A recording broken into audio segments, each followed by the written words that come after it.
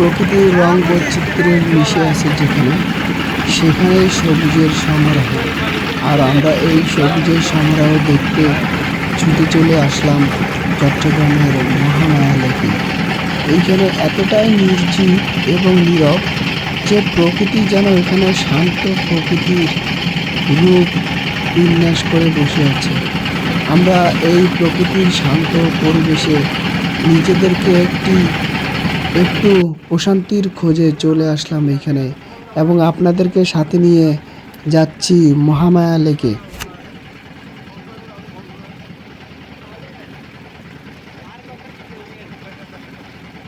আমরা একটি ইঞ্জিন চালিত একটি নৌকা ভাড়া করেছি। তো আমাদের যে নৌকার প্রাইস পড়েছে ওটা 2200 টাকা নিয়েছে, এবং বলা হয়েছে 5টা স্পটে ঘুরবে। তো সেই সুবাদে আমরা যাচ্ছি। তবে আমাদের থেকেও বড় বোট আছে, ওগুলা 3500 টাকা করে নেবে। তো আমরা আসলে অত ভাড়া দিয়ে গেলাম না।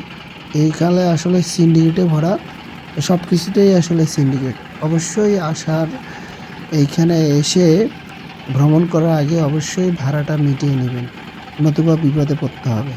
দেখেন কত সুন্দর প্রকৃতির রূপ, যেন শান্ত নীরব প্রকৃতি। এইখানে না আসলে মানুষ বুঝতে পারবে না যে প্রকৃতি এতটাও শান্ত নীরব হতে পারে।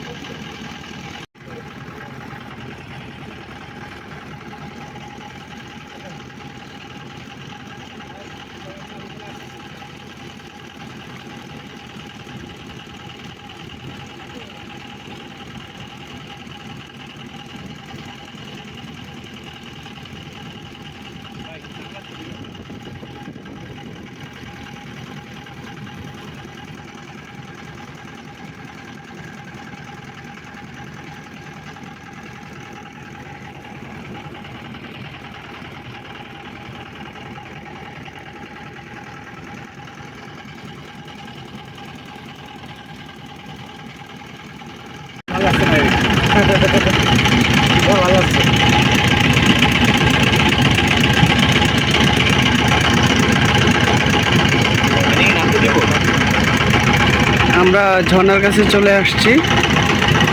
ঝর্ণাটা একেবারে নিরিবিলি শান্ত পরিবেশে, অসাধারণ সুন্দর।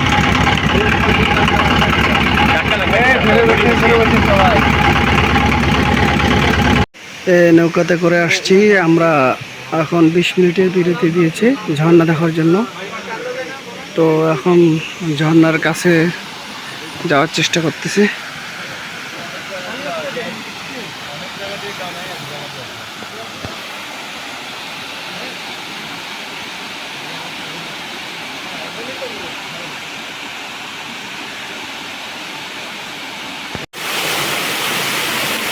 মহামায়া লেকে এরকম একটা যে গুপ্ত ঝর্ণা লুকিয়ে থাকবে তা আমাদের কল্পনাতীত।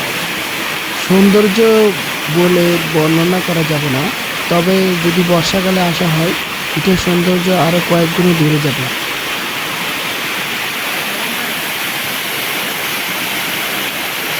কাছে চলে এসেছি।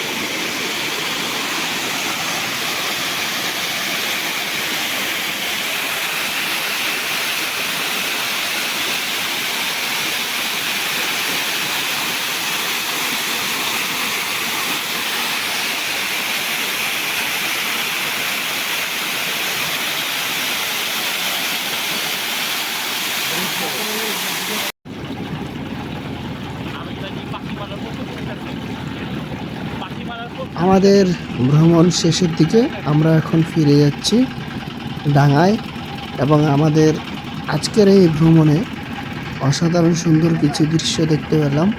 আমাদের কাছে খুবই ভালো লেগেছে, আমরা খুবই এনজয় করেছি।